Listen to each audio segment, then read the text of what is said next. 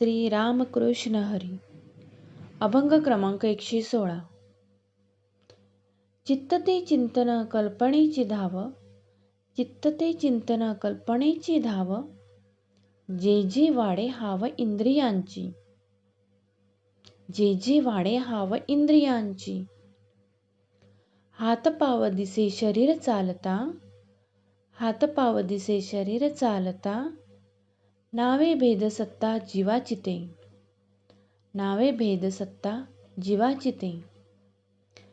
रवीची अंगी प्रकाशक सकळा, रवीची अंगी प्रकाशक सकळा, वचने निराळा भेद दिला, वचने निराळा भेद दिला.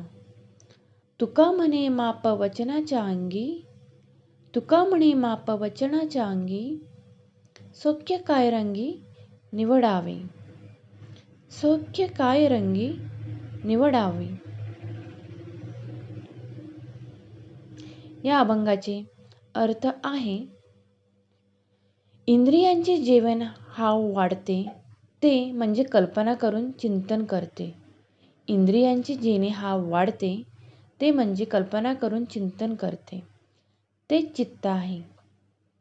हात पाय शरीर हे चालताना दिसते, हात पाय शरीर हे चालताना दिसते, देवाणघेवाण करताना दिसते, पण जीवाची त्या ठिकाणी सत्ता असते, पण जीवाची त्या ठिकाणी सत्ता असते.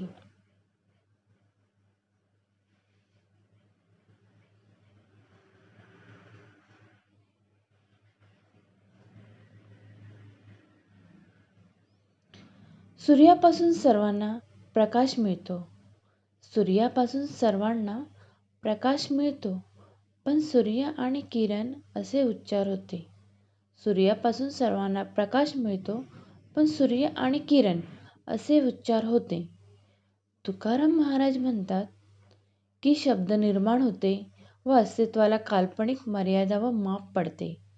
तुकाराम महाराज म्हणतात की शब्द निर्माण होते व अस्तित्वाला काल्पनिक मर्यादा व माप पडते.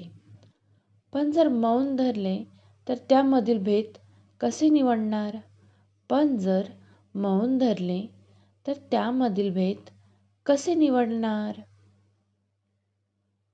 असेच अभंग ऐकण्यासाठी आपल्या चॅनलला सबस्क्राईब करा. माऊली, जर तुम्ही हे चॅनल सबस्क्राईब केले तर असेच अभंग आपल्याला रोज ऐकण्यास मिळत जाईल आणि आपला चॅनल ग्रो होईल.